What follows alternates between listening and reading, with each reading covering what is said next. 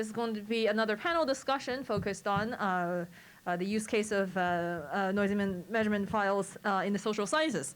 And what we have with us are distinguished members of a panel, and what we have in person with us, Jeff Gill, Sam Hirsch, and we also have joining us from Zoom, Clark Bensen, Jeff Lewis, and last but not least, we have Gary King, who will be, in fact, our chair, who will be, in fact, chairing this session remotely. So, Gary, why don't you take over? And I know that you have a schedule for us to, all of our panelists to speak, perhaps in order, then we can take the Q&A, but I'll just hand the mic over to you. Great, thanks so much, Robin. I've really enjoyed the conversation today. As I mentioned in chat, this is the first conference where the chat discussion is almost as good as the in-person discussion. It's really lively and interesting, and all the speakers have lots of really interesting things to say. And we shall try to come somewhere in the vicinity of where you guys have. I'm going to give a little introduction, and we'll start with noisy data from the noisy census. To put us on the same page, just to orient us, we're going to talk about inference from census population counts, but we have to talk about first what the data is that we're going to infer to. So there's the true counts, which are unobserved, of course. There's the enumerated counts, which are measured with error by the Census Bureau, but they keep them private. They don't release them to anybody. And then there's the privacy protected counts. Until 2010, they used what we all call swapping. It also calls top coding and imputation.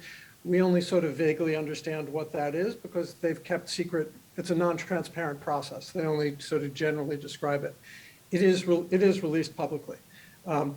Then in 2020, as we all have been talking about, they have this transparent, which is awesome, two-step process, which is not completely awesome. The first step is the noisy measurement file, which is just counts plus noise. They're obviously not counts. You can see that they're not counts because they have negative values. That's not released or not yet released. We think it will be released, but not immediately. And then there's a post-process data, which is in which they use what they call the top-down algorithm, which is completely transparent. But they take the noisy measurement file and they squish it and censor it and adjust it using explicitly informal words, because what they do to it as a statistician makes me scared, somewhere between scared and horrified. These are definitely not counts, but individually, if you look at the individual values, they look like counts. If you look at them collectively, they're not independent counts of different geographic areas. It's unquestionably true because they're not. They're all adjusted collectively. This was released in October. So what are the inferential goals? Well, for academics trying to learn about the world, trying to learn about Americans or people that live in America, the goal is the true counts. We have to infer through the privacy protections, through the errors in enumeration, back to whatever the true data are. That's our inferential target. The target for public policy and the law is not entirely clear, and our speakers will address that. To me, it's scary if the target is the result of the privacy protected process, because then government officials get to decide how public policy is made rather than what it's supposed to be, which is, well, it's not entirely clear what it's supposed to be. I guess that's the issue. So we'll see. Regardless of what our target quantity of interest is and our target data set is, we need estimators with what I will call known statistical properties and accurate uncertainty estimates. This is the statistical way to describe things, but it absolutely applies to demographers as well. They have a different language, and that's perfectly fine. But at the end of the day, we have to know what it is we're calculating, and we have to have some understanding of how uncertain we are about that. I would prefer that, just in my language, that be statistical uncertainty estimates, but there's other ways of reflecting uncertainty. We have to have both those things. If we don't have both those things, you can't make a scientific statement about something.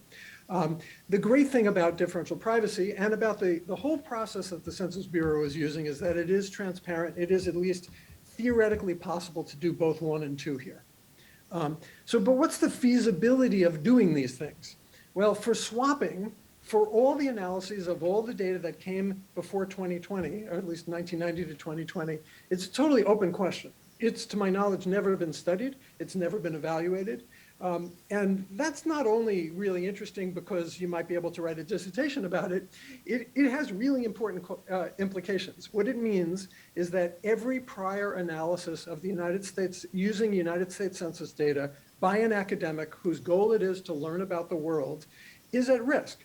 Probably, at a minimum, all of the uncertainty estimates, confidence intervals, standard errors, hypothesis tests, are wrong. And potentially the estimates themselves are biased. I don't know whether that's a lot, a little, so small that it would be smaller than the effect claimed in these various articles, or big enough to switch signs and change results. We don't know that. That needs to be studied. One of the things we're working on. But that's really important. That's one thing that we get to change this time.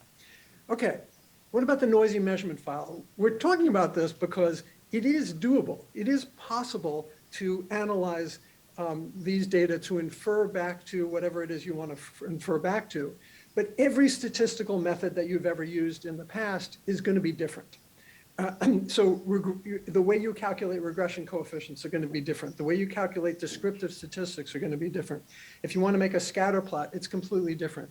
We figured out how to do histograms of noisy measurement file data, and it was an enormous amount of work, and it's completely different. So basically, like the folks in the room, including the inventors of differential privacy, have utterly ruined our day because we have to completely change all the stuff that we learned. Of course, they've also made it a whole lot more fun for us because we have a lot more things to do. There's a lot to do to analyze the noisy measurement file, but it is possible. It is possible to use those data to make inferences back to the true counts, or if you wish, back to the enumerated counts. Certainly back to the enumerated counts because we know the entire data generation process. There have been a lot of studies about overcounting and undercounting, and we can use that to infer back to the true counts. So that's the optimistic case. That's why we want the noisy measurement file. Analyzing data from the top-down process, the post-process data, and doing it appropriately in a scientific way so that there are known statistical properties and accurate uncertainty estimates, it's an open question. For most kinds of estimators, it's either very difficult or impossible, or possible but with very, very wide confidence intervals and probably not probabilistic confidence intervals. You can do some things with hypothesis testing, but it's not what you really want to do. The top-down algorithm gives you something, a data set that looks sort of like a set of counts, but it is absolutely not, and it is not possible to use it, at least at the moment, to infer back to things that we would want to infer back to. So I want to make one other point before I introduce our speakers, and this point is that the census disclosure avoidance system is not differential privacy. Differential privacy is used in the DAS, but the DAS is not differential privacy. It's really important that we all understand this. The noisy measurement file, the first of the 2 steps used in the algorithm, is counts plus noise. It is differentially private, but with very little protection because the parameters that were chosen are very, very large, and so they don't provide much protection. There are known attacks that people know that could reveal individual level information.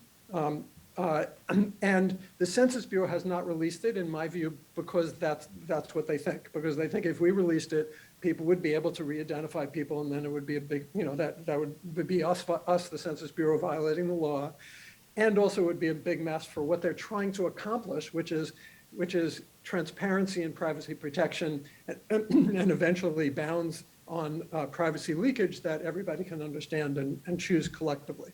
So that's the noisy measurement file. But then you get to the top-down post-process file. Well, the formal properties, it's really terrific because the privacy bounds on the noisy measurement file are the same as on the top-down file. Because if you post-process differentially private data, you have the same bounds. The bounds are not changed. However, the bounds are are way the heck out there.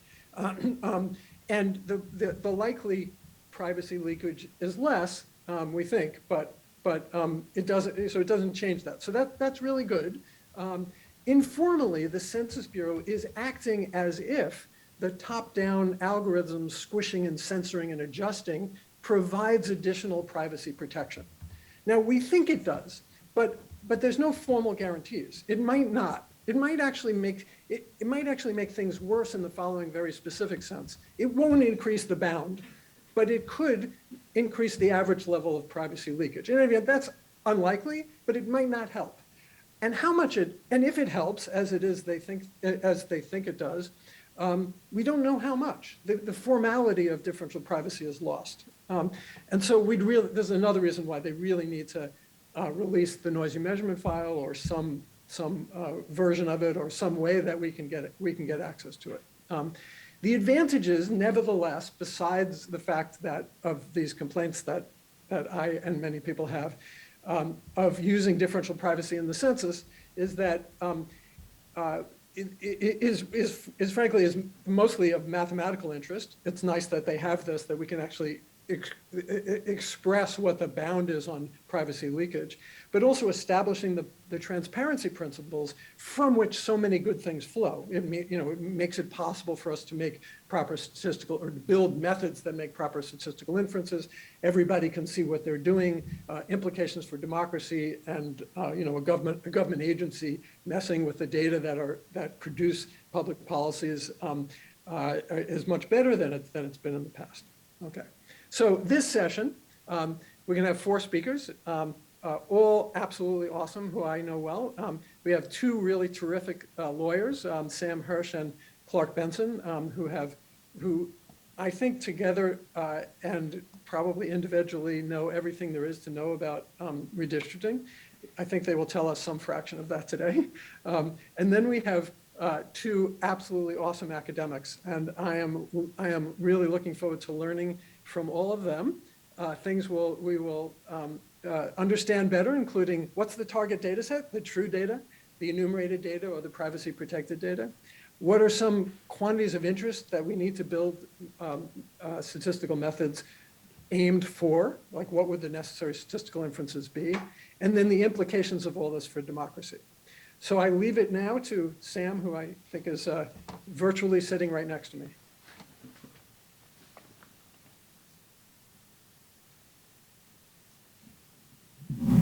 Well, thank you, Gary, and thanks to the organizers of the workshop, and everyone who's here in person, everyone who's online with us this afternoon. As Gary mentioned, my background is in redistricting and redistricting litigation, and I'm going to try to address in 10 or so minutes how do redistrictors and redistricting litigators use census data with an eye towards whether and how it would matter if there were 2 competing sets of population data out there that folks could grab onto. And I do this from the perspective of a litigator who always thinks about, well, will this change the outcome of a case? Would a plaintiff who would otherwise lose instead win, or vice versa, a piece of litigation? So we're going to be talking a lot about legal constraints. So we start with the U.S. Constitution. This is the source of the census, as probably many of you know. In the original Constitution, it said for each of the 13 new states how many seats in Congress they had. But it also said within 3 years of the first meeting of the Congress, there had to be a census taken to rejigger those numbers according to population. And then that had to happen every 10 years thereafter. So that's why we have a decennial and every 10-year census. And it is used expressly from the Constitution for reapportionment purposes. But as Amy pointed out this morning, the reapportionment file that came out, usually comes out in December. This year it came out April 26th because of the pandemic. It is not affected by disclosure avoidance. It's just a straight up enumeration with all the good features but also all the flaws that any census data have. So we're not going to talk about the reapportionment file. We're going to talk about the 94-171. That's the public law that governs the release of the redistricting file, which is the block level data. Of course, the Constitution allows members of Congress to be elected at large from each state. So if you have 6 members of Congress from your state, all 6 could be elected by the full electorate. And that was done often in the early years of the Republic, but under a federal statute, that's been prohibited, and it's now required to have single-member districts.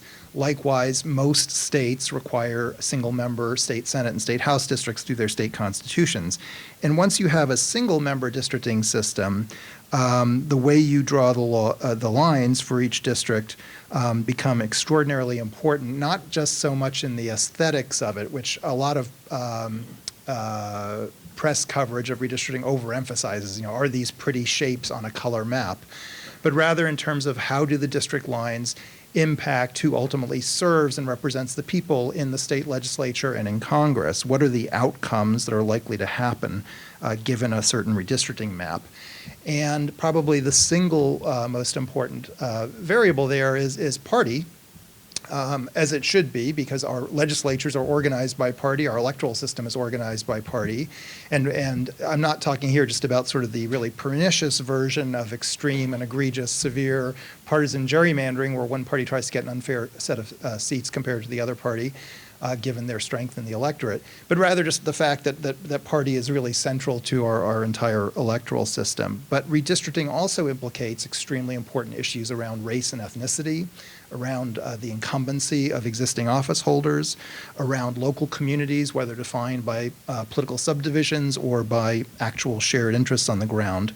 But in terms of where the census data comes in and the legal constraints that deal with the census data, there's a terminology I don't actually love, but it's sometimes referred to as quantitative vote dilution and qualitative vote dilution. Just for purposes of categorization, we'll use that today. So by quantitative vote dilution, I mean the notion that of equal population among districts for the same office in the same state. This is commonly known as the one person, one vote doctrine, but you should note that the thing being equalized is not the number of voters or even the number of potential voters, it's the total population. The U.S. Supreme Court has not made it impossible that could change in the future, but the real practice on the ground is you equalize total resident population across the districts in a given state. And you do that based on this decennial census, and even when you are certain there's been population shifts over the course of the decade, you don't adjust the lines accordingly, knowing that certain parts of the state have grown and certain parts have shrunk. You just sort of rely on the legal fiction that whatever the last federal decennial census told you remains true until you get the next federal decennial census. So we have this every 10-year process. It's very different under our federal constitution for Congress versus for non-congressional districting plans.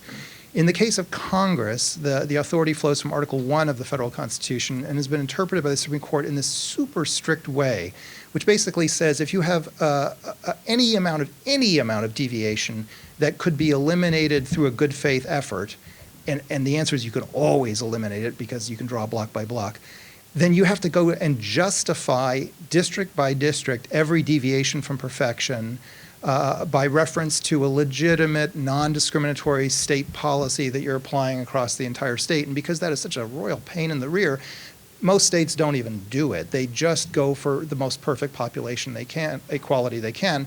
So if the number of people that the census says live in the state is evenly divisible by the number of districts, every district has the exact same official census population. And if not, the largest district has one more person according to the census than the smallest district. And that is exacerbated in part by a case I have to admit I brought 20 years ago in Pennsylvania in federal court where I got a map struck down for a 19-person deviation. The biggest district had 19 more people than the smallest out of hundreds of thousands. And of course, the judges didn't care that that was going to create some kind of actual inequality. What they cared about is that the map stank to high heavens on partisan grounds, but they weren't sure they could strike it down on that basis. They were sure they could strike it down on this one person, one vote basis because the law is so super strict as to Congress. As to non-congressional districts, it's much more lenient. The basic rule, and there are some exceptions in each direction, but the basic rule is if you have a deviation under 10% of your ideal population, then you're presumptively constitutional. If it's over 10%, you're not. So generally, for example, if you're between 95% and 105% of ideal on every district's population, you're going to be okay. Now, of course, what happens is if one political party controls the map, they tend to push all their districts down towards the 95, and they push all the other parties' districts up towards the 105 to waste more of their voters, and therefore cause a little bit of partisan skew. But basically, with some rare exceptions, that is tolerated. There's also state constitutional provisions that in some cases, Wisconsin being an example, have been interpreted to be stricter than that 10% rule, but usually not as strict as the congressional rule. And then one other thing that you should think about when you think about how much does super precision matter in census data is that some states have tried to preserve the old pre-reapportionment revolution, pre-1960s state constitutional provisions that call for keeping counties or municipalities intact. They've tried to keep that to the greatest extent possible, so they've made rules that you basically should keep counties or municipalities whole or clump them together to get them into that 95 to 105% window. And therefore, you can imagine that if you have an alternate set of population data, the 94-171 data, and some alternate set, a map that might be perfectly appropriate under one set will be inappropriate under the other. Just like a map that's just under 10% deviation could be just over 10%. A map that's got perfect population equality for congressional districts could have imperfect population equality under the alternative set of data. So those are all places where having two competing sets of data out there could matter legally. A second area, now we're sort of shifting from what's called quantitative, again, it's kind of a misnomer, to qualitative vote dilution, is in the area of partisanship. And partisan gerrymandering claims since 2019, very recently, have become non-justiciable in federal court, but they live on in some state courts. However, there's very little use of census data in proving a partisan gerrymandering claim because you can go directly to actual election results and say, hey, here we have a state map where even though the party in control had only half the votes, they somehow or other ended up with 90% of the seats. That seems really like something's fishy, and then they start exploring it. But they explore it usually with electoral data, and they don't have to bring inferences from pure population data. So the place where you see a lot of census data used, besides the population equality piece, which we talked about, is in the law of race and redistricting. And this is an area of law that is treated on the one hand by the Voting Rights Act of 1965, which says you must consider race in order to avoid minority vote dilution, the systematic devaluation of the voting power of minority citizens. But on the other hand, if you pay too much attention to race, you may run afoul of the 14th Amendment's Equal Protection Clause. And where exactly that fine line you have to walk lies has been shifting over time and is continuing to shift at this very moment because of changes in composition of the U.S. Supreme Court. The part that deals most with the census, though, is the Voting Rights Act side, so we're going to talk about that. Now, the first thing you should know about the Voting Rights Act is it has very little to say if you live in a community, or I'm not sure there's a whole state like this anywhere in the country, but in a community where minority voters and non-minority voters prefer the same set of candidates. Where the Voting Rights Act has teeth is, unfortunately, in most of the United States, where that's not the case, where minority voters might vote overwhelmingly for candidate A, and non-minority voters will vote overwhelmingly against candidate A. And in that case, you have to be concerned, well, are minority voters and non-minority voters each getting a reasonably fair share of the electoral opportunity out there? And effectively, what a Voting Rights Act claim says is there are too many districts that are highly likely to defeat minority preferred candidates, and some number of them must be transformed into districts that are likely to elect the minority preferred candidates. So there's a three-part test called the Jingles Test, named after a 1986 Supreme Court opinion, Thornburg versus Jingles, that a plaintiff trying to bring such a minority vote dilution claim has to make out. I'm going to take those steps out of order because in some ways it's a little more intuitive. The second and third prongs of the three-pronged Jingles Test ask about racially polarized voting, and here's a place where we use census data a lot. Because one of the first questions is, okay, if the idea is to replace some districts that defeat minority preferred candidates with districts that elect minority preferred candidates, how do you know who's minority preferred? You could take public opinion survey, either before the election or an exit poll on the way out of the polling places. In reality, that kind of evidence plays almost no role whatsoever in voting rights litigation. Instead, you look at actual recent past election results and assume that they'll continue to carry on into the future. But of course, we don't take those election results by race, so there's no place to go look up how did black voters vote, how did Latino voters vote, how did white voters vote. Instead, you have to infer it by looking at the demographics of each precinct in the state, assuming it's a statewide map that's being challenged, the demographics of each precinct and comparing them to the voting outcomes in each precinct. And from that, you draw inferences about how voters from different racial and ethnic groups voted. And for for decades, the leading way to do that was through bivariate ecological regression analysis. But then Gary came along and transformed the field with a much better system known as King's EI, or ecological inference.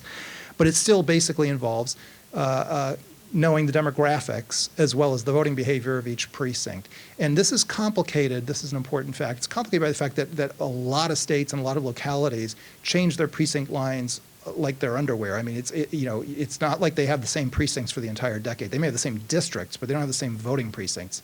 You may have experienced this when you show up at your polling place and it's no longer your polling place. That's often why. But those lines in some states get redrawn every single election. There's an official set of precincts in the census geography called VTDs. It was originally voting tabulation districts. Those, I think, for the 2020 census actually are the precinct lines in most states. They're the precinct lines from 2018, but that's not necessarily the precinct lines from 2020 or 2016 or 2014 or 2012. So that complicates things a little bit. But there's a question which I think should go back to Gary, hopefully in the Q&A, which is, would your sense of which candidate was black preferred, Latino preferred, white preferred come out any differently if you had a system, if you used the noisy measurement file, or if you used the system we had 10 years ago, or if you used what comes out of the top-down algorithm? I don't know, but I think it's an interesting question. The other thing is you don't always need to know just who was the minority preferred candidate. Sometimes you need to know exactly how preferred were they and how much were they opposed by other voters. So the actual level of cohesiveness of each racial group matters, the level of turnout of each racial group matters, and therefore you use the same kind of tools like King's EI to figure that out. And I could imagine that sometimes those numbers would be shifted a bit if you had an alternate set of population data, even if they wouldn't be shifted so much as to say that candidate B rather than candidate A was preferred by black voters or Latino voters. There is another area in voting rights jurisprudence where census data plays a big role, and unfortunately big role, due to a 5-4 decision of the Supreme Court in 2009 called Bartlett versus Strickland. And it put a huge amount of importance on the precision of census data by adding a requirement, or some would say clarifying the law to reinforce an existing requirement, that a plaintiff not only must show, okay, I'm challenging a set of districts where my preferred candidate and the candidate preferred by my fellow minority group members is likely to be defeated. I'm challenging that. I can show that it's white bloc voting that is defeating the minority preference here. We need to change that district probably to one that has more minority voters and fewer non-minority voters. But you also, under the Bartlett rule, have to show that you could draw a replacement district, a new district, that is not only reasonably compact and reasonably configured and effective for the minority group, that they could actually win, but also is literally 50.00001% or more black or Latino or whatever the group is that you're suing on behalf of. So obviously, if you have two sets of population data, it's very possible that you walk into court with a map that is 50.1% black and therefore useful as a plaintiff under the 94-171 data, and then someone else pops up with an alternate set and says, actually, no, it's 49.9. So that's another place where precision matters, just as it does, for example, in population equality for congressional districts. A place where I think precision might not matter so much, and this may be a question that you're wondering about, is, well, what is the stopping point of this? Can a minority group come in and demand the creation, if it's underrepresented otherwise, of as many minority effective districts or majority minority effective districts as it can possibly draw? And the answer is no. There's a case from the 90s called DeGrande, where the court put a lot of importance on what it called rough or substantial proportionality. So, just to give you an example, I'm currently litigating a case about the Louisiana congressional map. Louisiana is very, very roughly 2/3 white and 1/3 black. That's obviously very rough. It has 6 congressional districts, and basically 5, as currently drawn, are highly likely to elect Republican candidates preferred by white voters, and 1 is likely to elect a Democratic candidate preferred by black voters. So basically, a minority community that is 1/3 of the population is getting 1/6 of the seats. That is something that is short, way short of substantial or rough proportionality. But because it's often lumpy, because of the number of districts in question, maybe small changes in the purported demographics of a state that you would get by having a second set of population data wouldn't affect the threshold for substantial or rough proportionality. And now to actually complicate it one more level, before when I talked about the Bartlett versus Strickland rule and requiring a 50+% minority district, and now when I've talked about the DeGrande rule and taking into account the substantial or rough proportion of the state's population that is minority, both of those rules, the former in some but not all courts, oddly, the latter in all courts, actually don't rely on total population or voting age population, but on citizen voting age population, which of course you can't get from the 94-171 data anyway because there's no citizenship question, for good reason. But it means that litigants, in order to figure out what fraction of the state is black or Latino, have to actually make recourse to the ACS as well as the decennial data from the 94-171 file and come up with the most reasonable calculation they can of this, not the state's adult population, but the state's citizen adult population. Likewise, in some lower courts, when you come into a court as a Voting Rights Act plaintiff and say, I want an effective district for my minority group, you have to show 50% plus voting age population for your group in some lower courts and 50+% citizen voting age population in other courts. That's an unresolved issue that was created by Justice Kennedy, managing to write the exact same test in both ways in the same opinion on the same day. So welcome to my world. The last thing I want to say, and this is going to echo Eric's comments about rural Minnesota this morning, is I assume that all of these things where you would potentially get one result in a voting rights or redistricting litigation under one set of data and perhaps the opposite result under a competing set are far more likely to hit if you're talking about the redistricting of a small jurisdiction, a rural county, a small town, et cetera, and much less likely to impact if you're talking about congressional districts with 750,000 people each in them, or even state legislative districts in most states. So I think there's a big scale issue here.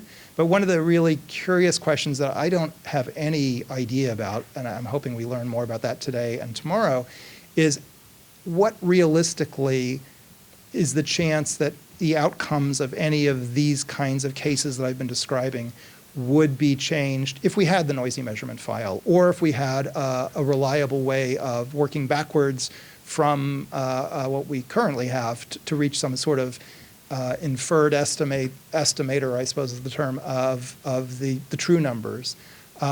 We've in some ways been facing this issue for forever because we've known forever that the census isn't perfectly accurate, and we've had official Census Bureau estimates of things like racial under and overcounts, but they don't usually get applied in redistricting cases.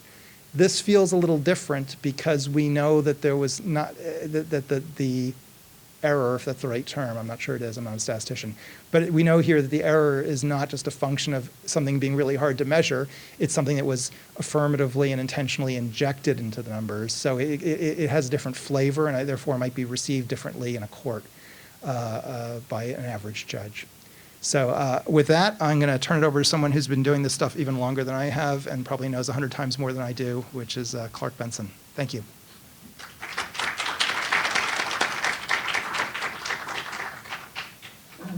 Okay, well, thanks, Sam. And I only have 2 clarifications to what Sam said, and that's not all that unusual. But anyway, the first is he's correct on the legislative plans when you have to go plus or minus 5, basically a range of 10. And he's correct also that it's presumptively your plan will be considered constitutional. However, just as with the congressional numbers, you have to make a good faith effort to try and get a low deviation. And there was a case we had in Georgia after the 2000 cycle called Larios, which basically, it was similar to what Sam was talking about in the Beef case in Pennsylvania, which is, it was sort of decided on different grounds, which was the Democrat, well, in this case, Democrats had drawn a plan, and it was, as Sam referred to, they underpopulated all the Democrat districts and overpopulated all the Republican districts, almost virtually, and or paired members and such like that. But they were within 10. So the point was, as a safe harbor, and I think that case basically said, no, it's not a safe harbor, but other than that, Sam's correct. You've got to start, aim for 0. The other aspect is on the two sets of data, and generally I agree with Sam on the extent to which you would use two sets of data. You'd have two sets of data that could be used for the actual district drawing, meaning the population basis. That could be problematic. But in reality, from the standpoint of the racial vote dilution and such, we have two sets of numbers already. In fact, we have at least 4 sets of numbers, if not more, because every state disagrees on how they're going to count blacks as the subject group here. How are they going to count the number of blacks in a district? Is it single race black? Is it any part black, which is black plus all, black, white and black, white and Indian, whatever. Add that, which is pretty much the maximum level. Or is it the metrics that the Department of Justice came out with in their guidelines as soon as we got the multi-race categories after the 2000 census, in which you take the non-Hispanic black and you add the non-Hispanic white and black multi-race. So right away, parties disagree even during litigation as to what numbers you're going to have. So again, they're for two different kinds of purposes in that regard. But what I want to start out with here from a standpoint of giving you just a little dose of history and how the political geography is important to redistricting. Now, as Sam mentioned, Public Law 94-171, which is the law that provides us with this data, was after the first round of redistricting after the reapportionment revolution in the 60s. The states were not happy with the information that they got for the 1970 census from the Bureau of Census. So what they had a couple of hearings. They had hearings during 2 Congresses right after that. And here's a quote on what from the record of the hearing stuff about what the basic complaint was for some of the stakeholders in the states. It says the states have faced a number of problems in attempting to work with the data presently available from the Bureau. Among these, enumeration districts, which is in a sense like a tract, census tract, too large to be used effectively by officials in their legislative districting, and difficulty in defining the boundaries of these enumeration districts. Thus, a state could not accurately determine the population of a precinct where that precinct is smaller than an enumeration district, or parts of the precinct lie in several enumeration districts. So the point was they were getting data from the Bureau, but they weren't getting it to the point where they could use it because they were still trying to focus on precincts. As Sam said, these are a key element in the situation in America. And of course, precincts are how we get the election information. So what the Bureau did at the time after this law passed was they set up this program called the BBSP, which is Block Boundary Suggestion Project. Now, this is a voluntary cooperation, shall we say. A state doesn't have to cooperate, doesn't have to do the work to participate in it. But there are 2 elements of the process that are useful to the states, possibly useful to the Bureau, but mostly for the benefit of the states. One is to actually define the boundaries of census blocks or revise them. But also it's used, and there are 8 million blocks now in the census for the whole nation. But the other aspect is, as Sam mentioned, the BTDs, which is actually voting district. We always say tabulation. Technically, that's not the way the Bureau set it up. But which is the census equivalent of an election precinct. And as Sam said, they change in the state every year. handful of states, they don't change much. Well, there are 150,000 of those across the country. Now, these are comprised of blocks. The whole point of the BPS tool is to have the states define like where census blocks are bound. On a street makes pretty much sense. You get outside of an urban area, it's much more difficult to do, so they try and have visible boundaries. Well, the blocks are how the VTDs are created. A problem there is that we heard about the spine, the census geography today, and VTDs are off the spine. Now, what the Bureau did for the, I mean, it's not a surprise that the VTDs were not part of the modification of the, what was it, optimized, off-spine entities, the optimized aspect for that. Because there's very little standardization for voting districts.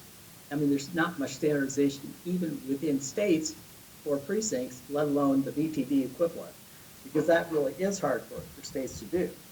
But the problem is, as we heard this morning, well, to did, is that there were two elements of the spine and the TDA. One was obviously just going down the actual census geography. The other was this optimization for MCDs and places. But VTDs were not in there.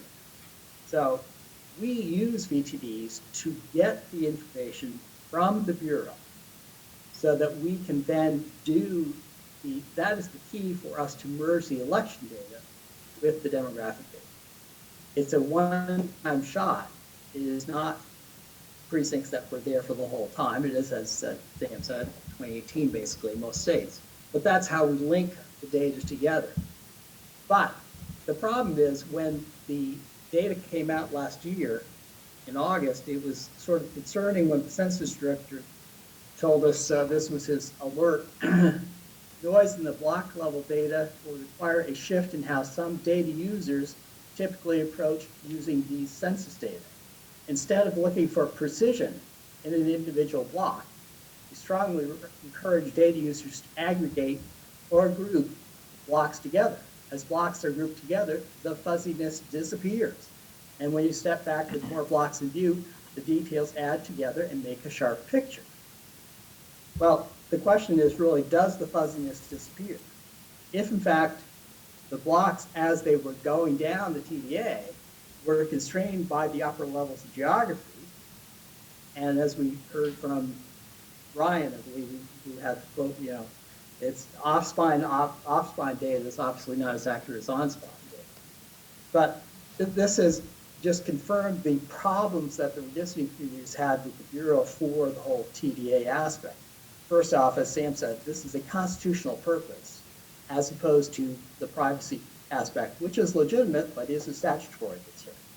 And the PL94 data were pretty much made the guinea pig for the initial tryout of differential privacy. So of course, the redistricting community is concerned about that from the standpoint of how VTDs are basically how we put together districts. We may keep MCDs together, we may keep places together, but below that, VTD is what we use. We don't use block groups. We don't use census tracts. District lines constantly split those if in fact you want to try and figure those out. And in fact, the ACS data that Sam was talking about, which is how we get the citizenship data, that's what you have to do. Is you use data that is a sample from the ACS, and you merge it in and try and make sense of it. But, and someone said, I've forgotten who said this already, but it was someone this morning said, policies with hard thresholds play poorly with noisy data. And I think that's a perfect example of this, both from the CBAT data of the ACS, as well as the differential privacy and how it fits. The Strickland case that Sam was talking about is exactly that problem. We have to decide, first off, if there's 50% of whatever the group is, again, we say blacks, but that's 50% of the CBAT. So it's a complicated process because we have to rely upon the CBAT, the ACS, which is a sample anyway. And then we have the differential privacy. We don't really know what numbers we have there from that standpoint too. We're mixing two aspects, two different data sets. But it does raise a problem that we have to deal with from a precision standpoint, because more, but that is a particular thing. So anyway, this I'm hoping that little bit of history is giving you kind of a sense of what the Bureau was supposed to do and why the redistricting community is concerned. Because a lot of litigation over the last 5 decades has revolved around assignments of individual blocks to districts. And so that's a concern we have as well. We've always assumed the legal fiction that yes, in fact, the data are current, they're accurate when they're released. And you just basically use those for 10 years.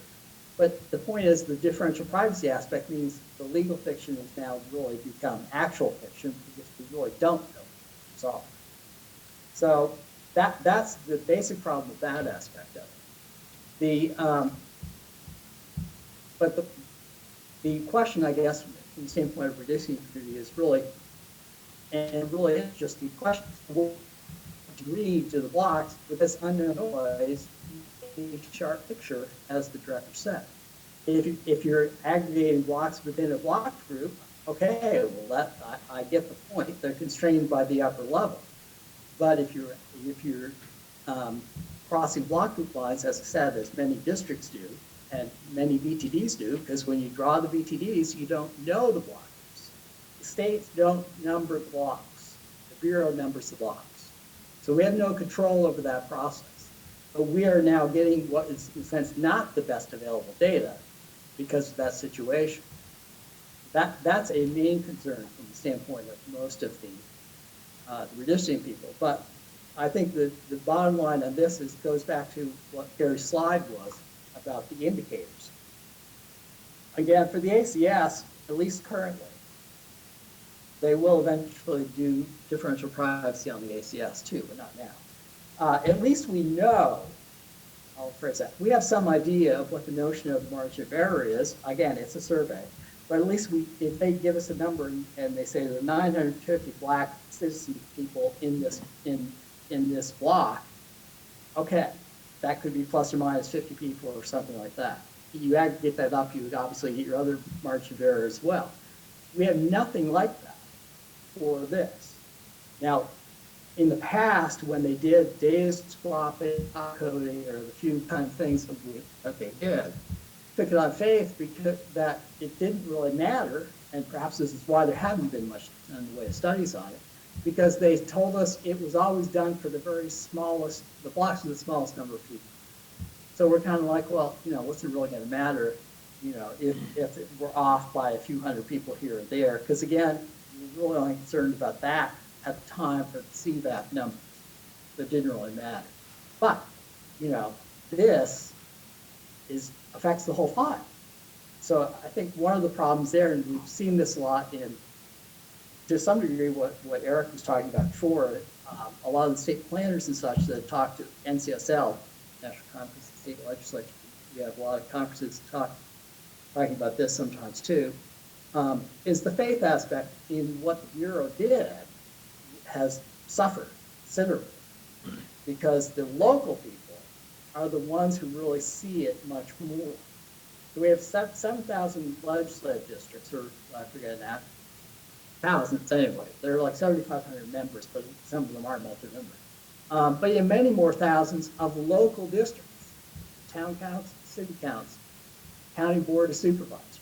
They have similar problems and similar requirements as Sam outlined about population deviation.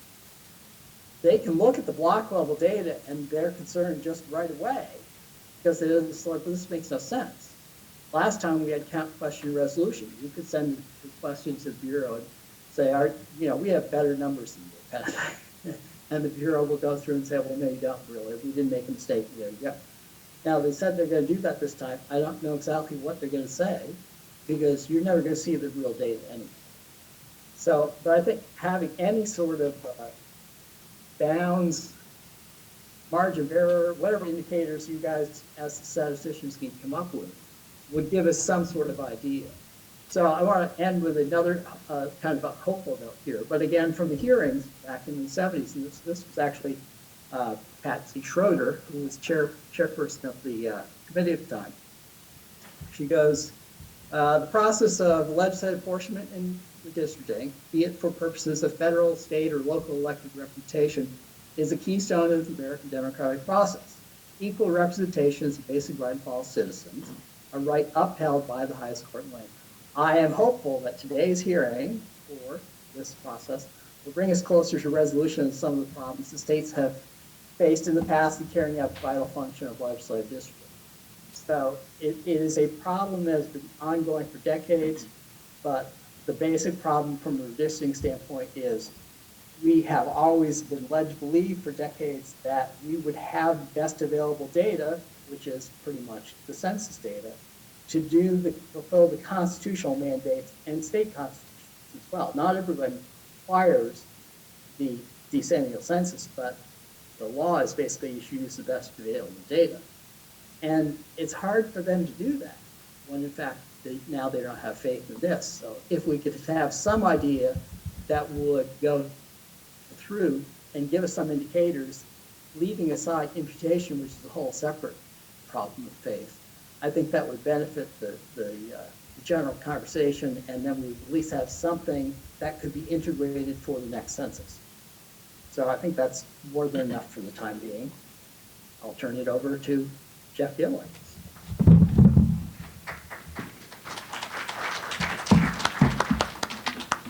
Thank you. Hopefully you can hear me. So I have a very different set of observations. One thing I've noticed in the pre-meeting meetings and today, am I doing something wrong? No, I don't need that. Is there's a real difference of objectives here. Some of us are really concerned with getting things right, like redistricting counts in the presence of adjusted data.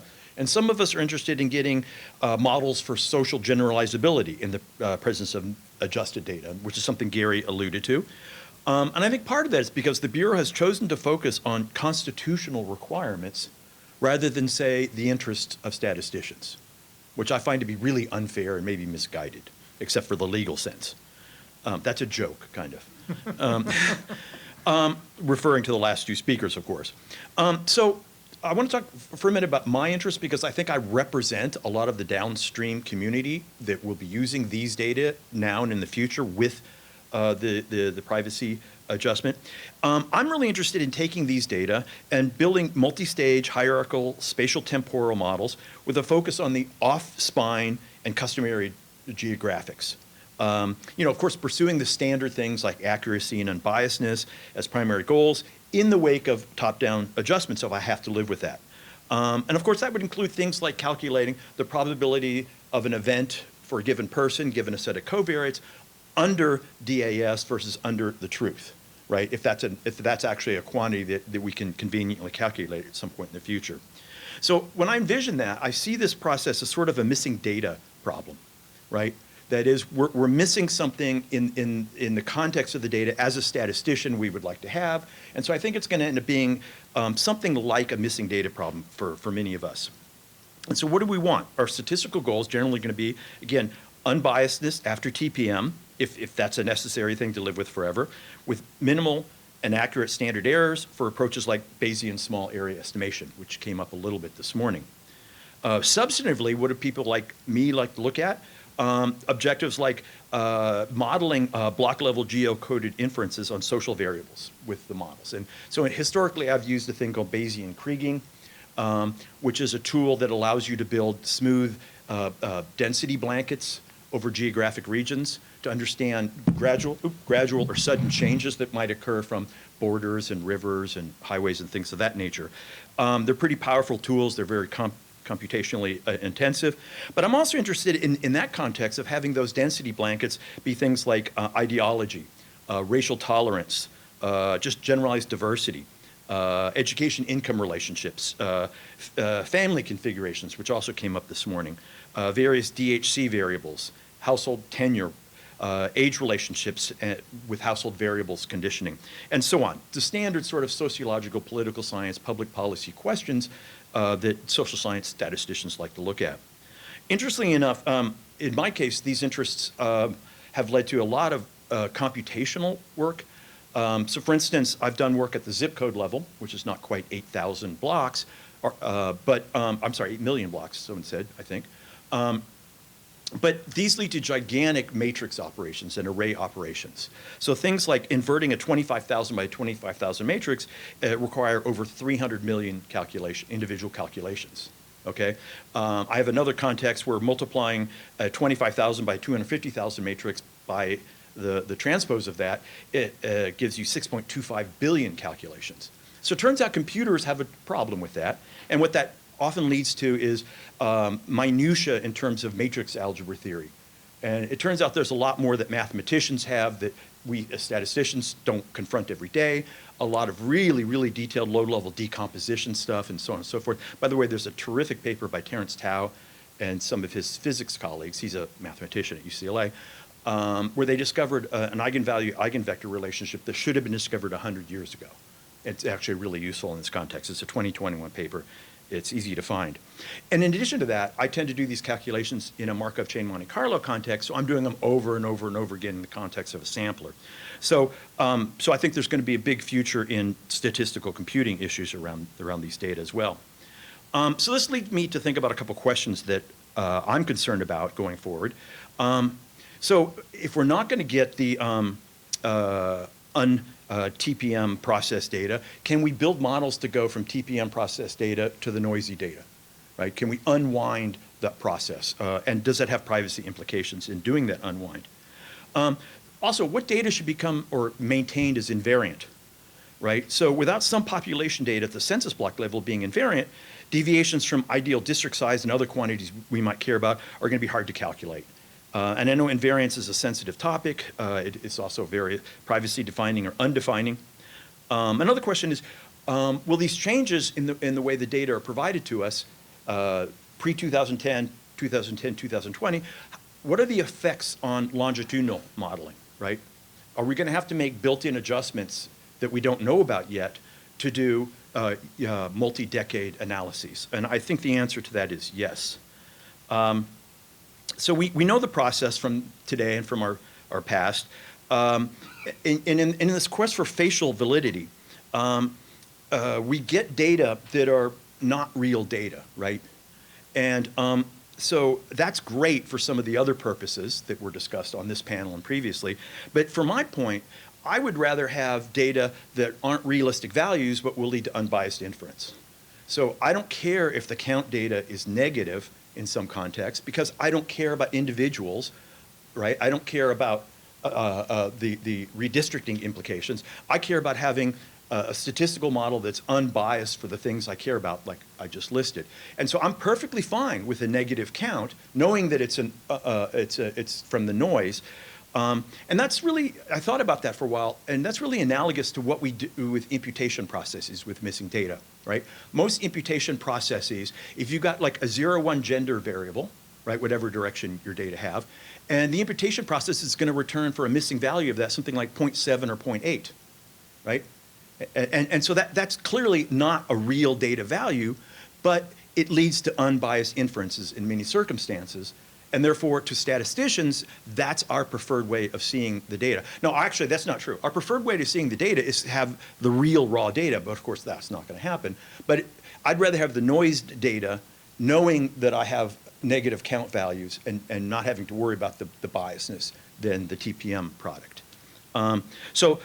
Having said all that, I'm really talking about hypotheticals because I haven't gotten the data I want yet, right? And so I'm trying to set an agenda a little bit for the statisticians in the audience and in the room, and I welcome your comments on that. Thank you.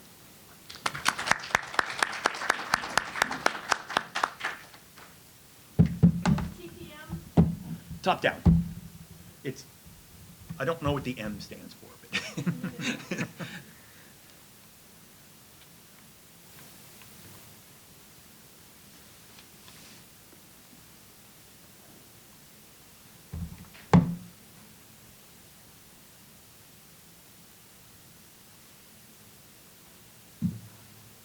I guess that's my cue.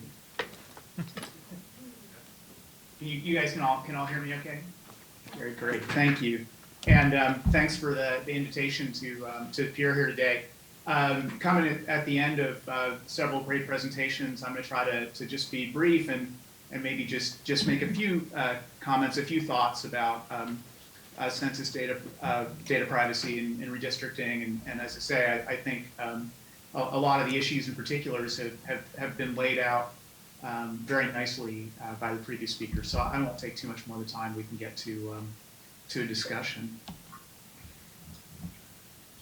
So in the conversations that we had leading up to the panel today, it seemed to me like a lot of what was happening in those discussions is that people were talking about different things, and sometimes I feel like when you have a really kind of complicated set of issues, sometimes it's good to sort of try to break it down into a sort of model. And so this is kind of how I have come to start to think about a lot of the discussions from the different viewpoints that people seem to have on this question. And so here's the idea, what is the census really trying to do?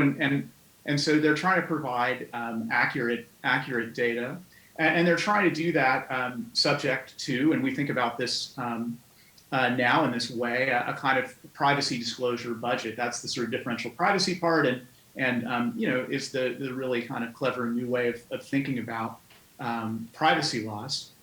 But I think that one of the issues that raises is that it's not for I think the census entirely just an issue of accuracy and privacy. There's a kind of third dimension that's related to accuracy, but might not be exactly the same.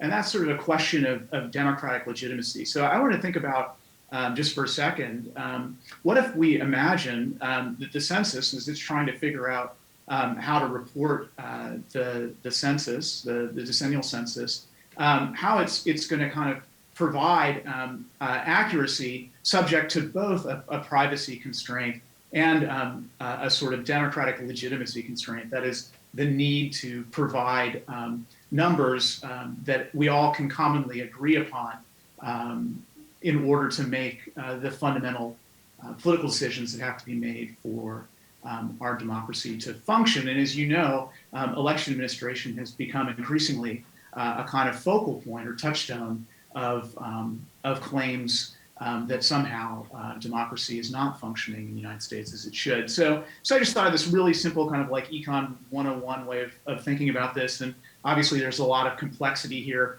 What are these quantities exactly? I'm not really sure. So this will be very much just a sort of model for thinking about things in the abstract. So basically you say that accuracy is some function of the true enumerated, or enumerated. We could have an even higher level of truth if we think about undercounts and so forth, but what was at least given to the census as the enumeration, and the reported, published, or noisy census data. And those are sort of the inputs into our thinking about accuracy, also privacy disclosure, and also sort of this erosion of legitimacy that might come. So in a certain sense, the farther this E is from R, maybe the more privacy we're getting, but in some ways, maybe the less sort of democratic accountability or democratic legitimacy that we have. And I think if you look at a lot of the decisions that the census made, sometimes from the perspective of just accuracy and privacy, we think of those as sort of moving off of the accuracy privacy frontier. That is, we could have been able to think of a way to get more accuracy in the data at sort of the same privacy cost, or have you think about holding the accuracy fixed and increasing the level of privacy protection. And they didn't sort of always make that choice. And I think when you look at it, you say, well, some of the reason is probably because they also have this what I'm going to call a sort of democratic legitimacy budget as well. And so when you think about things like the decision to readjust what was or wasn't on the spine, what is or isn't invariant, whether to report negative numbers and that sort of thing, I think a lot of that is because, again, their goal isn't just to provide an accurate count and protect privacy. It's also to present a fundamental sort of ensemble of information that is necessary to the maintenance of democracy. And so this is the challenge. And so I give them a lot of credit for balancing this thing that's extremely complicated. So again, there's going to be some privacy loss, some budget associated with that. And this, I guess, roughly speaking, although again, the issue here is really that accuracy, privacy, and legitimacy are all multifaceted things, which I've reduced into sort of simple things here. But more or less, the idea is that the greater you set the privacy budget, the more sort of accuracy you can provide, in the sense that the closer R and E can be together. And again, whether thinking about those as ex ante or ex post or random variables or matrices of numbers, I'm going to sort of wave my hands at. And I guess the important thing there is to think that this privacy budget and this privacy loss function, these are things that are driven by sort of ethical, legal, and scientific considerations, right? We want to provide privacy because the law says we have to. That's what the census would say, in part. We do it because we think it's ethical, and we also do it for scientific reasons. We think it's important to protect privacy in order to get, for example, truthful revelation and participation. So there's a lot that kind of goes into that.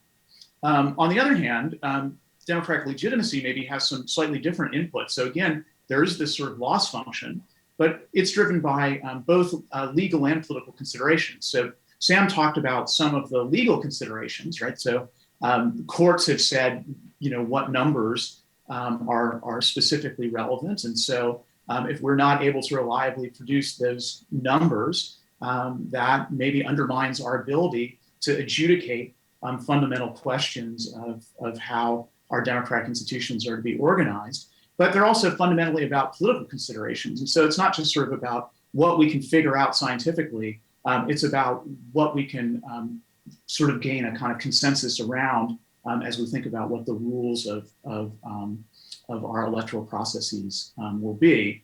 And so that's something about which it's very hard to have control. Political considerations and how people understand these basic problems, are something which often sort of defies scientific explanation. So we need to be able to provide numbers that people are in a sense comfortable with. If they won't want to rely on these numbers to make the decisions that we have to make, then we have a problem. If people believe that the census is imposing this fuzzing in a way that's politically loaded, then that's a problem. And so the challenge here is that of course, given how much democratic legitimacy we want to maintain and how much privacy we want to maintain, as a technical matter, there's no guarantee that there's going to be a solution to this optimization problem. And so if you just really simplify this model down to the sort of simplest possible way of kind of imagining things, where accuracy is monotone in both sort of privacy loss and democratic accountability or legitimacy loss, then you can kind of see in a simple graph like this where we show the feasible regions, feasible budget, combinations of budget and accuracy that can be achieved. You could see that at certain budgets that we ascribe for privacy and legitimacy, it could, in this obviously made up sort of set of functions and frontiers, be the case that we can't achieve the level of privacy and the level of democratic accountability or democratic legitimacy that we wish to achieve. But at least I think this maybe helps us understand both from the perspective of my redistricting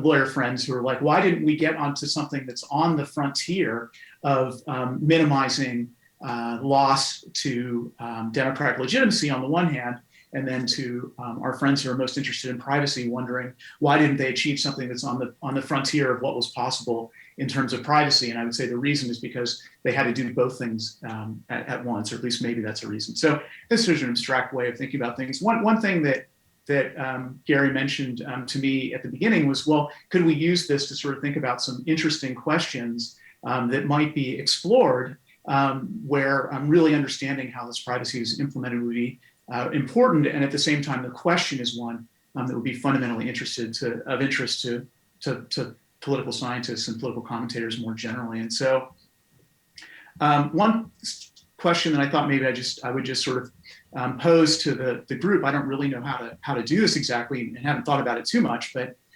one question we might ask is: did district map drawers exploit the census's DAS? So when we think about exploiting privacy protection, I think we're usually thinking about it in terms of revelation. Like, can we undo that protection? But in this case, we might want to think about, well, are the things that we did in order to protect privacy, did they create circumstances under which it might be possible for nefarious map drawers to gain political advantage that they might not otherwise have had? And so here's one possible design. We could use other sources of block level population or racial composition data, such as exist in voter lists or in other files of data that we might have, where we could also get estimates of the racial composition and size of census blocks, for example. Could we do that in a way that would allow us to impute the likely block level effects of the DAS? So to figure out which blocks were likely to have been made larger or smaller in terms of population or minority population than they actually are. And then the question might be, if we look along the boundaries, if we look at the boundaries of the various districts that have been drawn, is it the case that it appears that these line drawers have drawn the lines around the districts in a way that, exactly as Sam describes, places more of their opponents in one district or more of their own voters in another district, or makes their opponents' districts look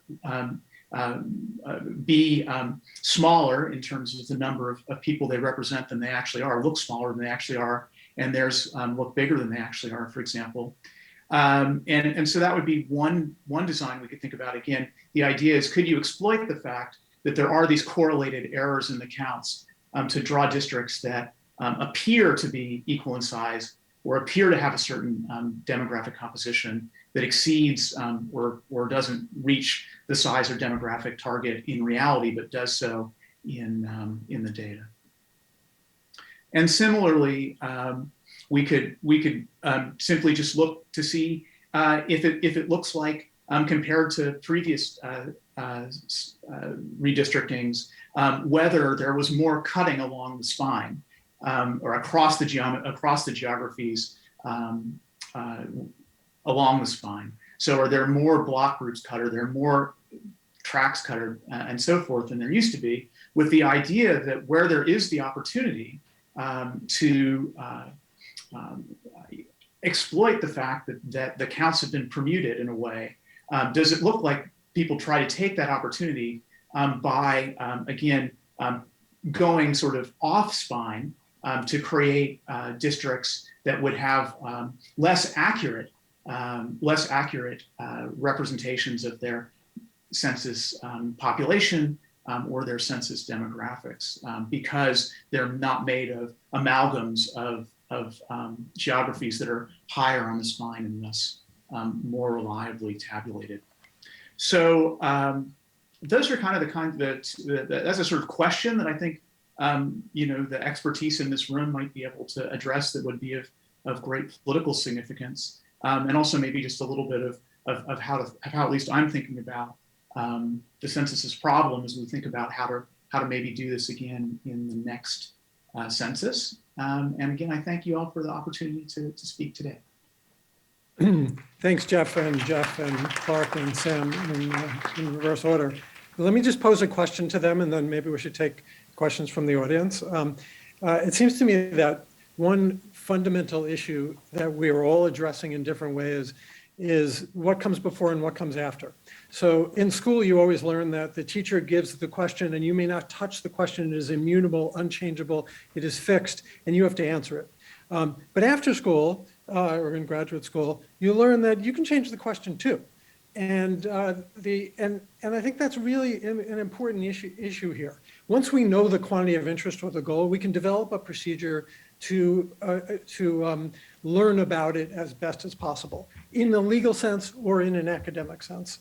So for Sam and Clark, our lawyers, who without differential privacy, does the one-person deviation accomplish its purpose of constraining partisan gerrymandering? Right, as Sam explained it, well, they just really wanted to decide on the basis of partisan gerrymandering. They couldn't say that So they just ruled it out of order. And then we were all left with that rule that we have to make districts exactly equal.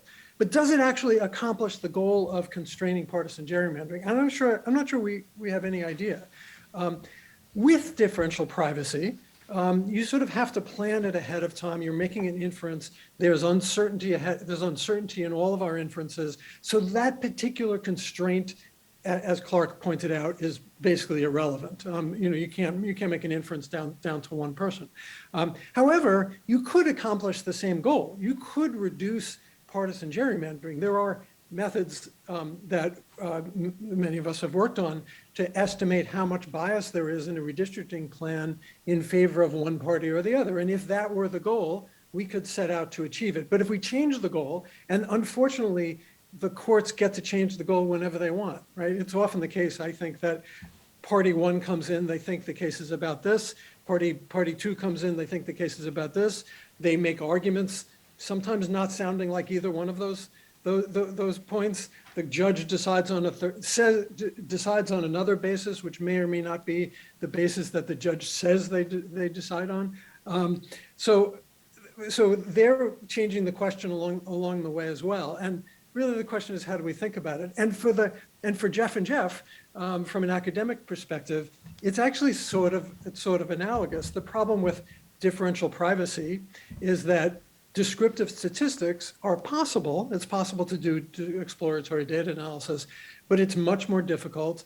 And by definition, we learn a lot less. So that scatter plot that we've often seen with a whole mass of data points and then one data point way out there in San Francisco where we just miscoded the data. There's one point way far away and we learn from it and we go change it.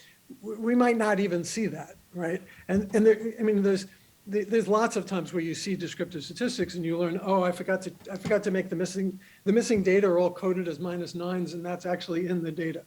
We're not going to learn a lot of those things. So you lose stuff like that in differential privacy, which enable you to learn something from the data and change the question. Sometimes miscoding, sometimes just that you look at the data and you realize, oh, all the cities are acting different than the rural areas. I didn't take that into account at the beginning, but now that could be my central question. So we lose some of that, but we gain, if we think about it formally with a particular quantity of interest that we're going after, we gain the ability to estimate any quantity of interest we wanted originally with probably somewhat larger confidence intervals. So how do we think about that trade-off, both for Jeff and Sam and Clark? Do you guys have any thoughts on that? Let Sam start. He's there. Well, Gary, as to your first question about has the legal requirement effectively for perfect population equality in congressional districts done anything useful, I think the answer is no.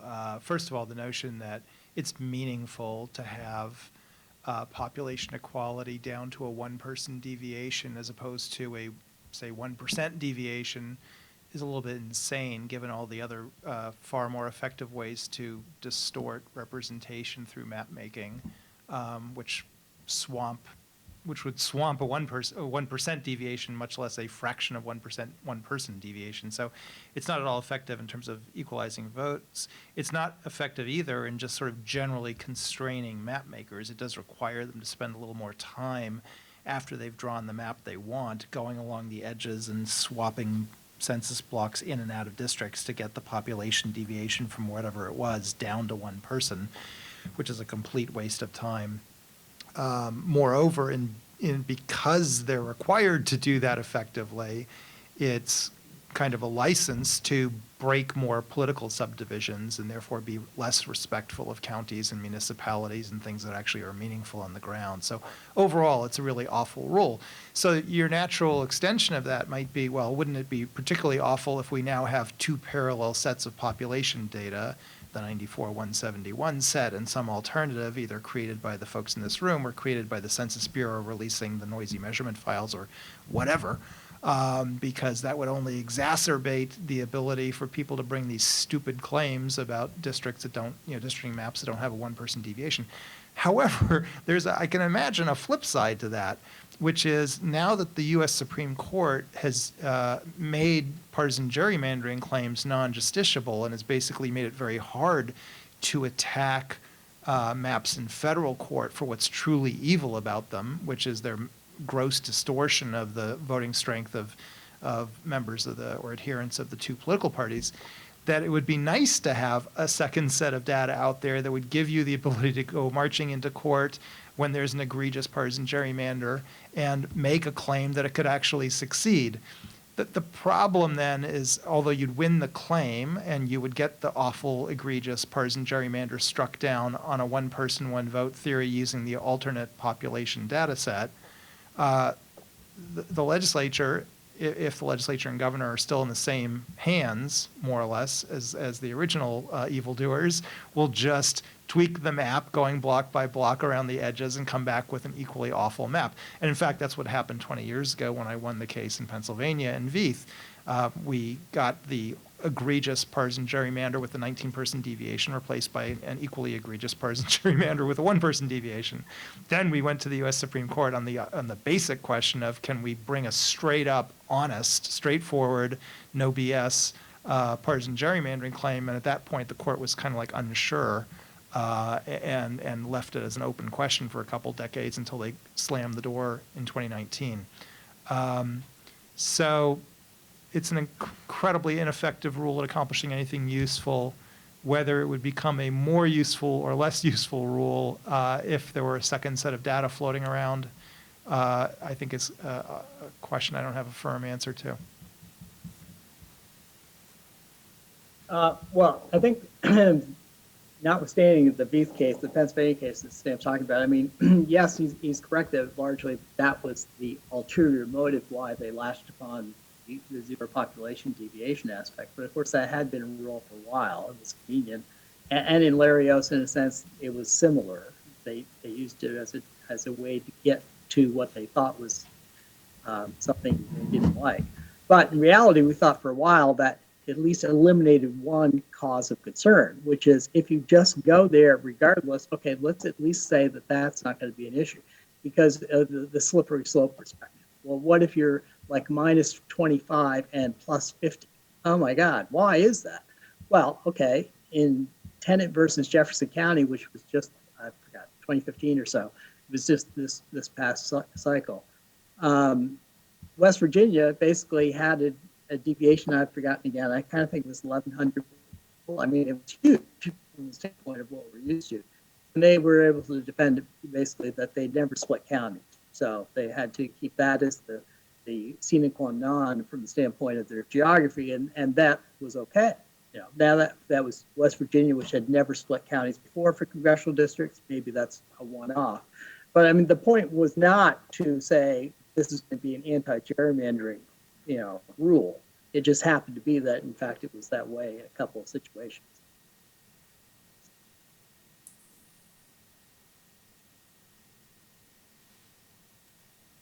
Well, Shelley, why don't you chime in here? You have your hand up. Thank you very much, Gary. I first want to thank you for the great framing at the beginning, and this is truly a very, very inspiring sessions. I have many, many questions, but I'm going to restrict myself to two. Okay, one to the lawyers, one to the general social scientists. To the lawyers, that we all know that there are already lawsuits brought against the Census Bureau, right? And we know there's probably some get dismissed, and I don't think those things will go away. So the question I have for the lawyer is that if you will be representing these parties suing the Census Bureau, where do you see currently in what we do in the DP process or the whole enterprise? What are the weakest points that will be easy for you to attack from the legal perspective? Therefore, you can inform us to do better. That to really think about this, obviously these are not what are the vulnerabilities of the current methodology. I will wait for an answer, then I ask a question about the social science later. I defer to Sam again to start off.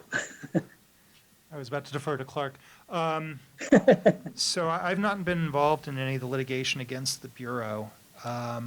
I did at one time have reason just to look historically through a lot of the litigation over many decades brought against the Bureau about various dimensions of the federal decennial census. And this is not quite true, but the basic rule is the Bureau wins all its cases. Now that there's a lot of different, not literally, but overwhelmingly.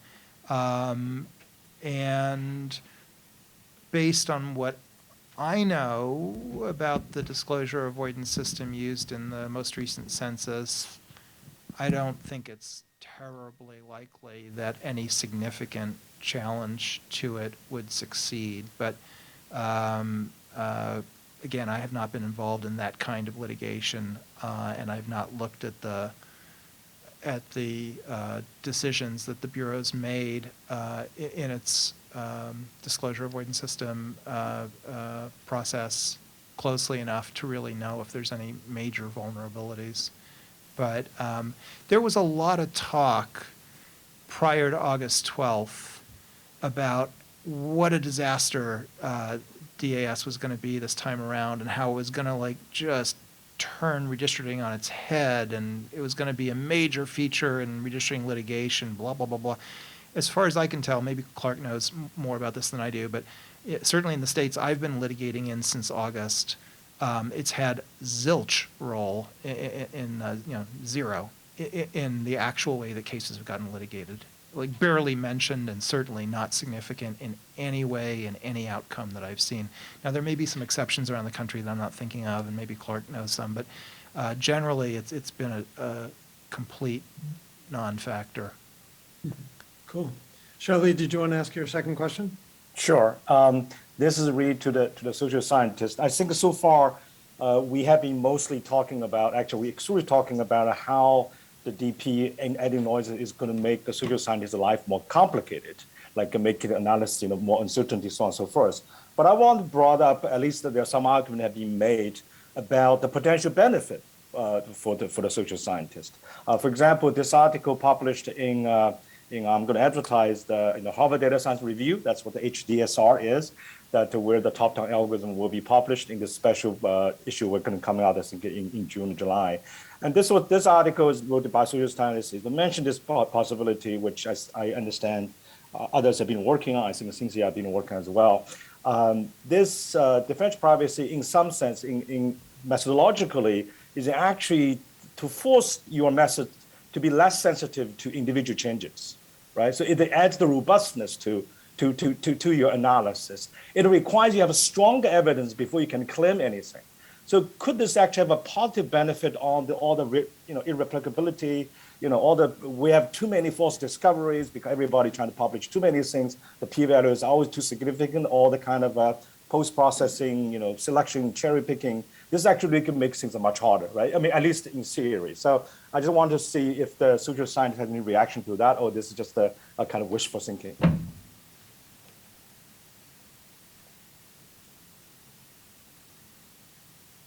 Jeff, Jeff. I think Jeff's going to respond. Whoever. I don't know. I was waiting for Jeff Gill to weigh in there. I think clearly this kind of privacy protection has been really good for social scientists in other regards, because we've been able to get, and Gary could talk more about this, I think, than I could, but we've been able to get access to data that people wouldn't have otherwise given us because of privacy concerns. And so there's all sorts of research that we've been able to do because we know about how to actually be given data that's privacy protected. And so people can be assured that we're not going to do something nefarious with their data. So that's important. The point you're making about how we could use these sort of information reducing, in a sense,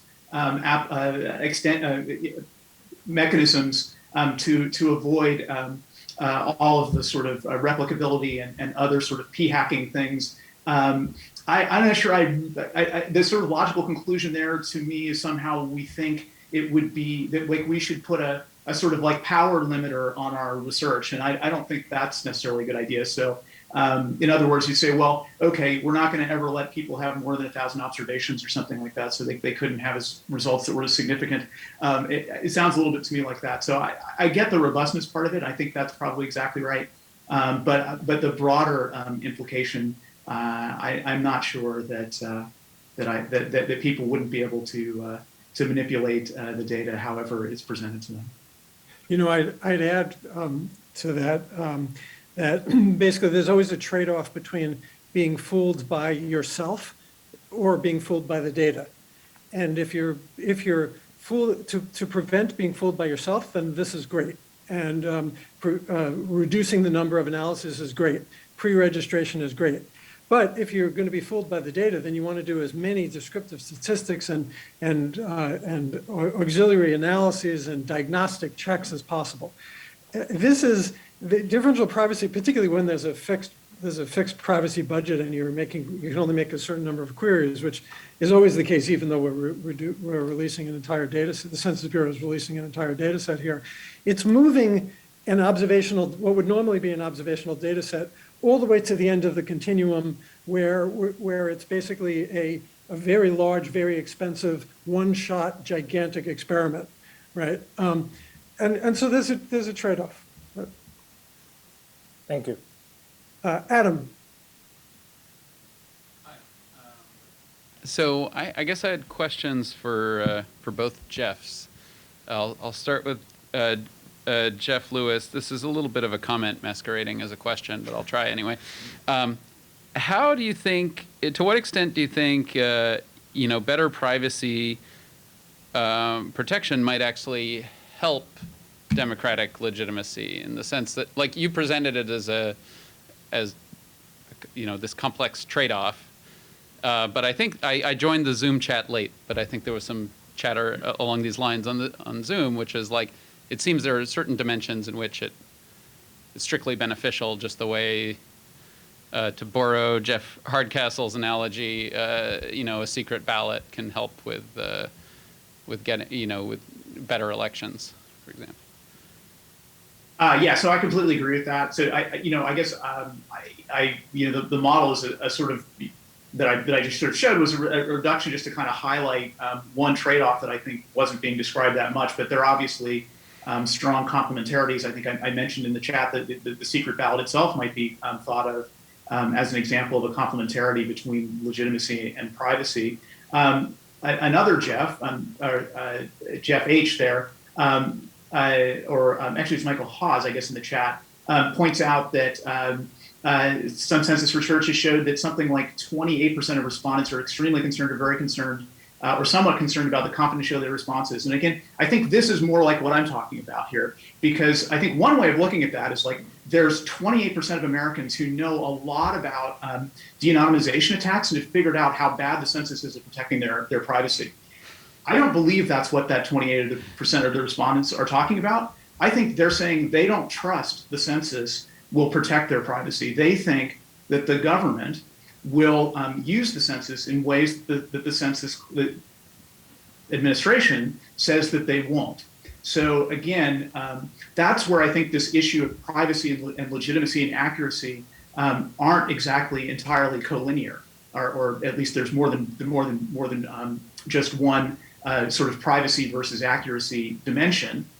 Because the issue here isn't like we could devise a system that would convince people that their responses were confidential. That is rooted in a fundamental sort of belief or sort of orientation towards the institution, and so sometimes I think institutions have to sort of structure things in ways that people will understand to be legitimate, even when scientifically that might not be the same thing. Right. All right. Thanks. Yeah, I guess there's definitely a question of transparent to whom, but if I can monopolize the microphone for a short question, another short question. I guess this is to both Jeffs. Really, is actually Jeff Lewis mentioned that having privacy protections has unlocked certain types of data. I guess my question is, what might be the next big wins for social science in terms of like, what are the sources of data that are currently inaccessible for, let's say, for academic research, where having, good methodology that with strong privacy guarantees would really change the game in terms of what sorts of science we can do? Oh, And Gary, you're allowed to answer too. Yeah, thank you. Jeff Lewis prompted me in the same question exactly.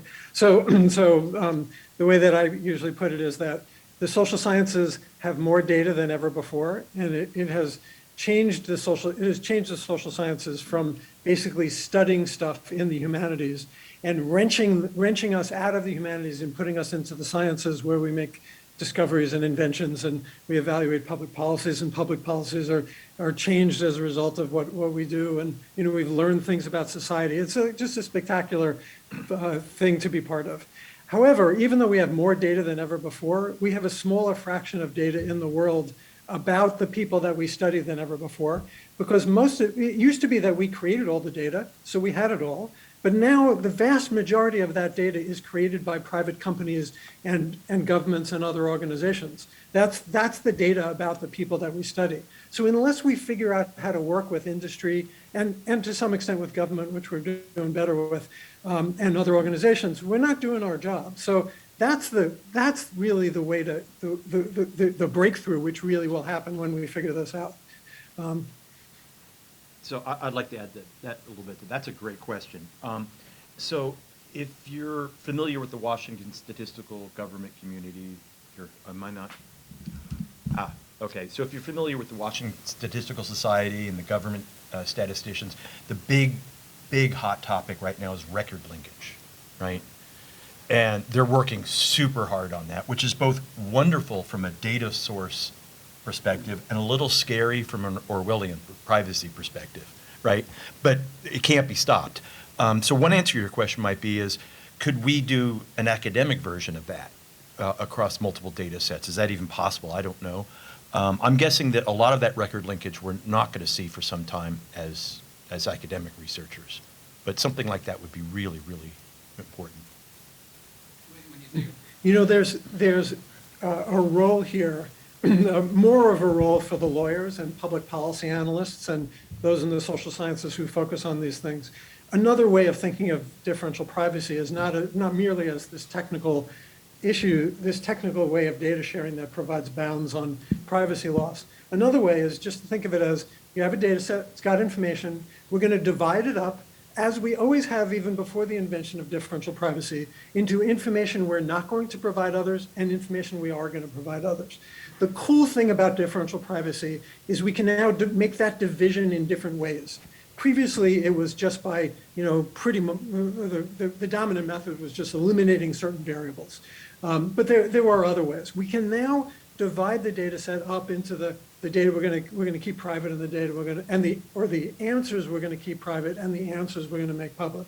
So we need an enormous effort in public policy in the policy of how you make these data available and how to understand that. And it's come up in the census discussions quite a lot. These are not scientific questions, they're political questions. But we as scientists can understand the questions better and pose them better for people. Thanks, Gary. If I don't want to take too much time on this, I want to let other people ask questions. But if time permits, I'd love to hear Jeff Gill say more about what he has in mind with record linkage, like which kinds of data sets do you have in mind and stuff like that. But again, I'll leave it to the session moderators what the right time allocation is here. Well, I don't, because you just brought it up, and I just thought about it. But the analogous thing would be if we could take large social science data sets and link them in a way that was meaningful with maybe hypothetical cases, right? Instead of the government doing it with real cases. So, here's a row corresponding to an individual in this data set. It's epsilon away from a row in another data set, right? And can we link those and then make inferences with a grander set of data sets? And that's just off the top of my head. We don't have the ability to do what government agencies are doing right now, of course. And it's uncertain how much of what they're going to share on that is, because it's an even bigger privacy consideration than I think the census so if your personal data is being shared between the IRS and Commerce and the Department of Defense, and it keep going, right?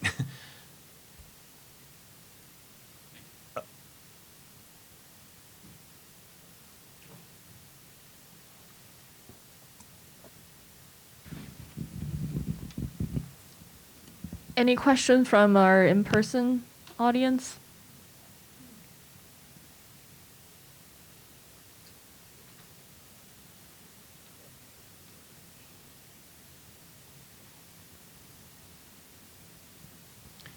Can I ask a question of Gary?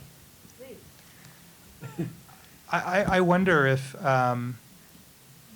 you could actually start addressing the question of whether you'd get materially different results from ecological inference, from estimating the racial voting patterns in elections, just by taking a few states where you have very accurate shapefiles, so you know exactly what the precincts encompassed, every precinct in the state in 2012, 2014, 2016, 2018, 2020, and then just run EI, your ecological inference program, Gary, on a bunch of statewide elections using the racial data from the 2010 census. Then you can use it from the 2020 census, and then you could also do an interpolated version that mixes the two together, depending on whether you're looking at 2012 or 2018 or what have you, and see if there's really much difference. My guess actually is there won't be, but if there turned out to be a big difference, that would say that something about those two censuses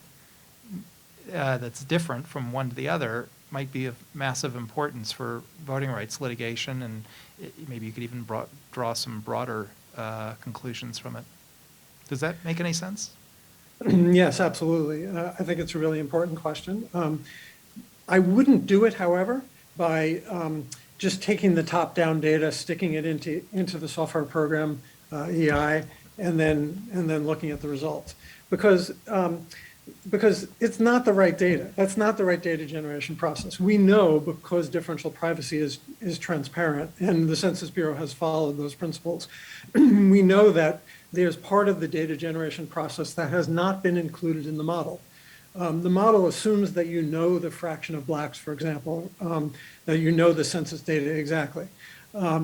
If you don't, that's fine, but you have to incorporate that in the model.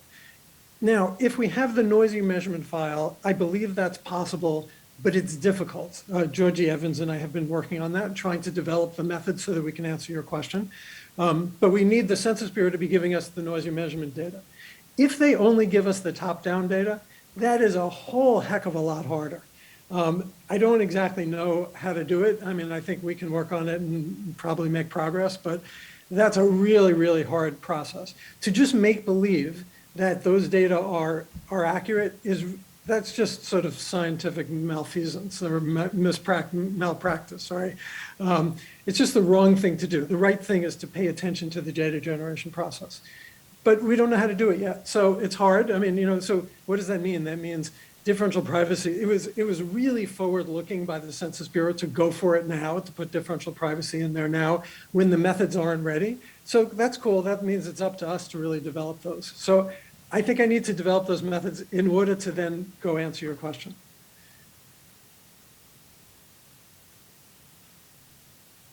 I suppose what I was getting at was something simpler, which is even if you think the post-processing was a disaster and made things really inaccurate, was it a disaster that had big implications or small implications? And if you get the same results in terms of the estimates of how blacks voted, how Latinos voted, how whites voted, even with all the problems of the post-processing step, if you get pretty much the same results from using the 2020 census as using the 2010, then it could be that it's really methodologically flawed and has other bad results, but it doesn't. That would at least be a piece of evidence suggesting maybe it hasn't wrecked voting rights litigation. It being the disclosure avoidance system, including the bad post-processing steps that you hate. They're not necessarily bad. They just make it harder for us. So I just wouldn't stick them in the software. You want us to stick them in the software and just see what happens. Yeah. I know that if you do that with the noisy measurement file, which has which is definitely more informative than the post-processing file, then you can get very different results. So if we're running a regression, let me just take a very simple case. So our outcome variable let's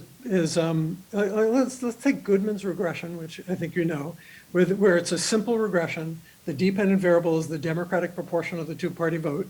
The explanatory variable is percent black, okay? Now, if percent black has purely random error, then that coefficient, which is racially polarized voting, is going to be smaller than it should be. It's going to be attenuated, okay? But that's only if racially polarized voting is the thing with random error. Actually, excuse me, not racially polarized voting, but the percent black. That's not actually the thing with random error. It is the number of blacks that has random error and the number of whites that have random error. So now the thing that you're messing with, that the differential privacy messes with, is this proportion, which does it in different ways. We can figure out the consequences of it, but it's much more complicated. Now that's the very simple case where everything works right, where you're making all the assumptions. If you add other assumptions, excuse me, not other assumptions, but if you add other information we have, like the bounds, now the bounds on the data, which include some uncertainty because of the DAS, then it's like using any other statistical method. The estimate of racially polarized voting could be bigger, it could be smaller, it could be attenuated, it could be swapped so that there's the opposite effect. The sign could be the opposite. It really is a big deal. Like Sam, it's literally the case that if you just do a histogram of the data, you're going to get something that's not close to the right histogram at least some of the time, a lot of the time. How much of the time? It depends on the data. So I'm afraid to do those kinds of things. I realize, just to be fair, we did this in 2010 and, in 2000 and all before that. We just made believe that swapping didn't have any effect. So I should just go do the same thing perhaps. But, it's more visible. The idea of transparency, that's one of the biggest contributions of differential privacy. We're taking it on board and we want to include it in our statistical procedures. So. Thanks. It's the right question. We just have to figure out how to answer it. But Aloni? Yeah. Sorry, thanks. I actually just wanted to respond to this, to contribute to the same question. So I agree with everything Gary said, that actually doing it right requires a lot of work. And if you're going to take as input the data published that comes out of the top-down algorithm, the post-process data, making sure you're accounting for everything in the data generating process is going to get really hairy.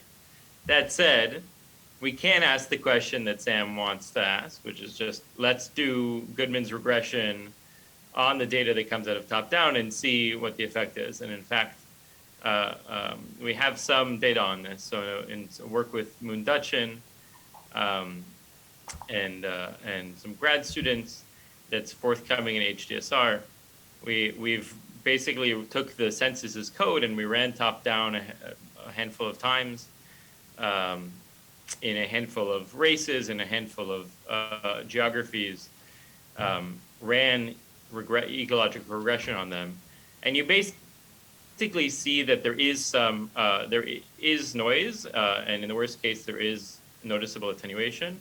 On the other hand, if you do weighting, if you do a weighted regression using the the number of cast votes, the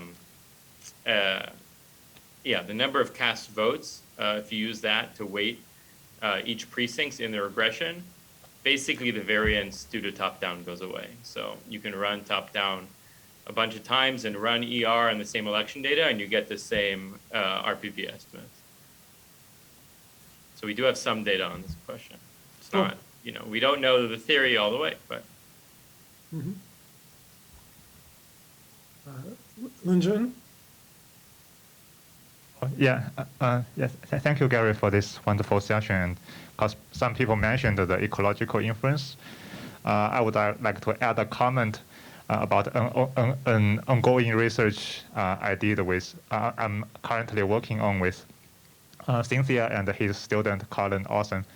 So what we did is we found that we have some experiments in the ecological inference setting, and what we found is when the privacy parameter epsilon is somehow moderate, epsilon equals to 1, we run 2 algorithms for comparison. So one is we don't have any privacy noise added to the data, and we use your algorithm, the most popular ecological algorithm to that standard data. Another method is we add the noise to the standard data and run the standard algorithm. Oh, actually, we have a third method. We use a privacy adjusted method to the private data.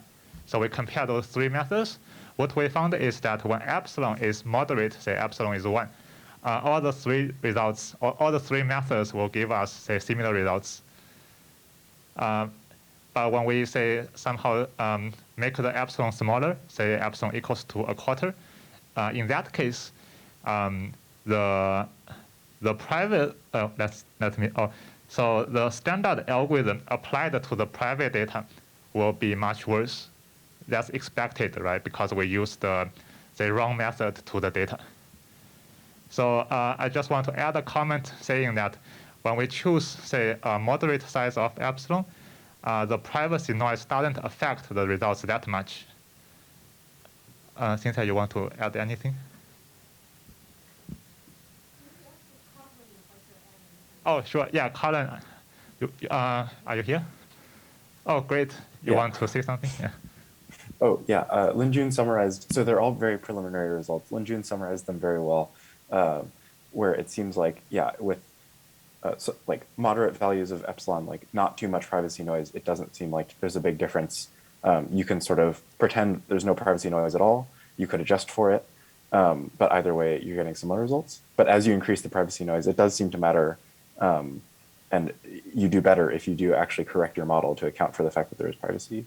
And I think definitely an interesting thing is moving to, this is all like just noisy count privacy. Moving to top-down is, yeah, more challenging, but also interesting. The 3, your comments and also Aloni's was are all encouraging. That's great. You know, I find in trying to develop methods for the analysis of differentially private data that, I mean, we all find similar things that when there's more and more noise, it's bad, right? You know, I mean, of course. I just one worry I have is that I've often found that there's some threshold, like after you lower epsilon enough, it's not only that your confidence intervals gets big, it's that your head explodes. And, you know, like everything falls apart. The confidence intervals are you know, there's basically no information left in the data. And I'm not sure, it may just be the methods we've been working on, but it might be that we need to estimate the point at which there's no information in the data. Because it could be the case that there's sort of less information in the data than nothing. And that could be what is actually causing the problem. It's just it's a really interesting statistical annoyance, but it's sort of a big deal if we don't get it right. So that doesn't implicate your results, but yeah, I thought I lost the link again, which was it's like the homogeneous precincts aspect. Yeah, we always kind of have that as at least a fail-safe kind of, you know, touchstone, you know, how it's at. And of course, now we don't really even know if we can trust that. So, I mean, it'd be nice to have some sort of, not ground truth, but, you know, some sort of touchstone that would be at least you can't rely upon it, but at least it would give you some indication that, in fact, you're far off. As I said, maybe you could at least eliminate some.